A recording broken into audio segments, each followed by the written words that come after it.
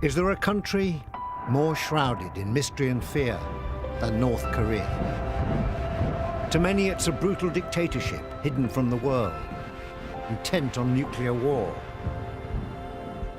But I've been afforded an historic opportunity to go beyond the politics, to visit a country 25 million people call home, to travel hundreds of miles across a land of colourful cities and majestic landscapes, engaging with its people at a unique time in their country's history. This will be the most revealing journey of my life.